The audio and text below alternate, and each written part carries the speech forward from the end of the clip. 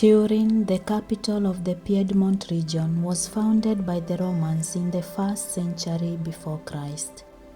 The city is immersed in greenery, gently nestled among the hills, crossed by the Po River and surrounded by the Western Alps.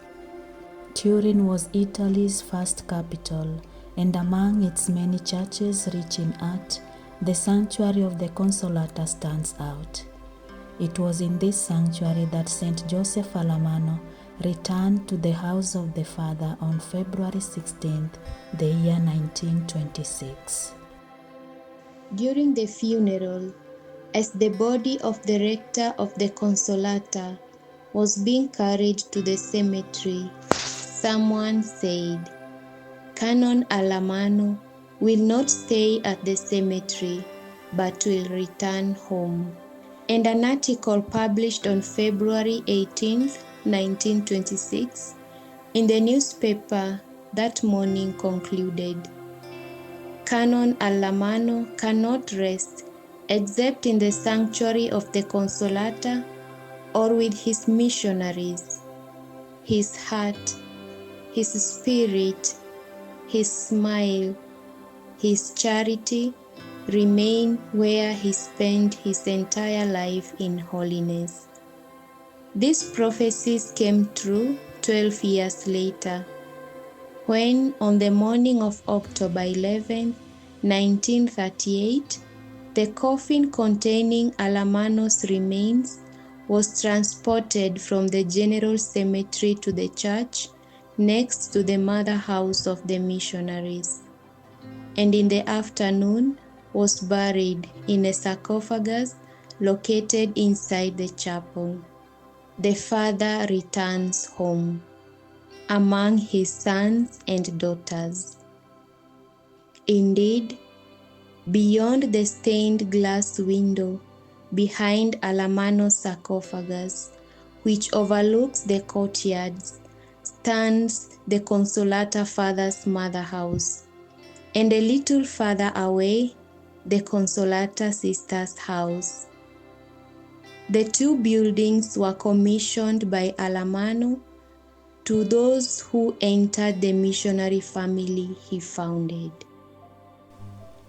The Mother House of the Consolata Missionary Fathers, built on a large plot of land on Ferrucci Avenue, welcomed the Consolata Missionary in October 1909. For nearly a decade, the sisters had resided at a house called Consolatina on Duke of Genova 49 Avenue, where they were forced to live because there was insufficient space to accommodate other young people who asked to join the nascent missionary family.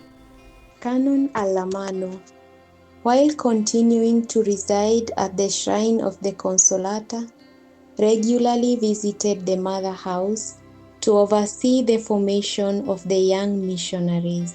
He arrived promptly every Sunday afternoon, and sometimes even during the week. Every opportunity was a good one to meet his sons and daughters. The seminary's diary notes, "Since we have been in the new institute, the Most Reverend Rector has rarely missed coming every day, generally from around 5 p.m. until around 7:30 a.m.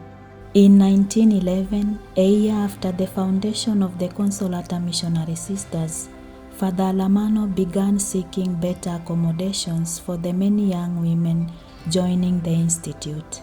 After several unsuccessful searches, Father Allamano and Father Camisasa, his collaborator, decided to begin a construction of the sisters' house near the Father's house, overlooking Bruno and Coazze avenues. This land belonged to Father Allamano and had been used earlier as a vegetable garden. Construction work began on 19th of April 1915. But due to the difficult war situation the country was experiencing, the Consolata Missionary Sisters community was only able to enter their mother house on 4th of September 1922. Allamano, continued to inform his daughters the reason he regularly visited the house. The two places found in the sisters' house which remain significant and keep alive the founder's presence are the hall and the green room. From the Golden Thread, the Mother House diary reports.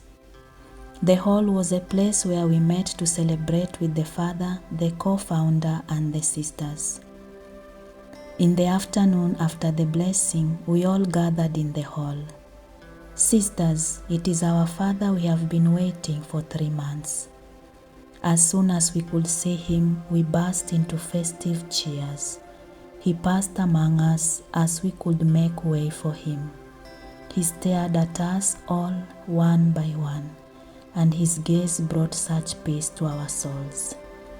After the afternoon services, we could greet him in the hall with an animous cry of jubilation. Our beloved Father, whom we had not seen for so long. He says, "There are so many of you, but it's not the number that counts, it's the spirit." The green room was the place for personal encounters with the Father.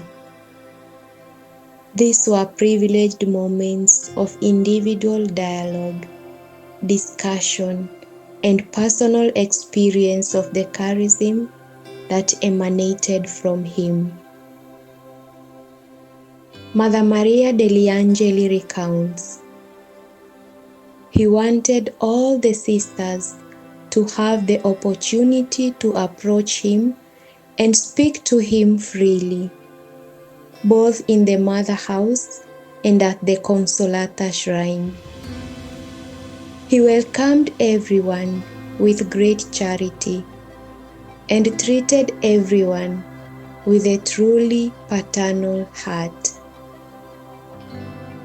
When the sisters emerged from his audience, they were always smiling, so much so that when a sister was particularly cheerful, it was said, "She has undoubtedly been with the Father."